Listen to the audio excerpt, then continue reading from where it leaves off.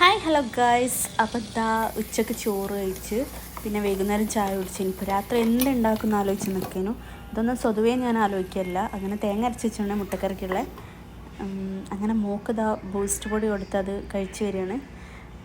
ഞാൻ പറയാൻ വന്ന വേറൊന്ന്, പറഞ്ഞു വരുന്ന വേറൊന്ന്. അതുപോലെ തന്നെ ഈ പത്തിരിക്കുള്ള നല്ല സ്മോൾ ഉണ്ടാക്കി വെച്ചിട്ടുണ്ട്, നല്ല ക്യൂട്ടായിട്ടുണ്ടല്ലേ. അങ്ങനെ മുട്ടക്കറി വെച്ചിട്ടുണ്ട്. മുട്ടക്കറി എന്നും എനിക്ക് എൻ്റെത് ഫ്ലോപ്പ് ആവലാണ്. അപ്പോൾ ഇന്നെന്തോ നല്ല ഡ്രസ്സിലൊക്കെ കാണാൻ നല്ല രസമൊക്കെ ഉണ്ട്. ഈ ടേസ്റ്റ് നിങ്ങൾ കണ്ടു നോക്കി എൻ്റെ ഹസ്ബൻഡ് പറയുന്നത് നോക്കിയിട്ടോ. ആൾ കുളിച്ച് വരുന്നതേ ഉള്ളൂ. അപ്പോൾ അത് കഴിക്കാൻ പോവുകയാണ്. ഇത്ര തോന്നുന്നു എന്തെങ്കിലുമൊക്കെ ഇടണ്ടെന്ന് പറഞ്ഞാണ്.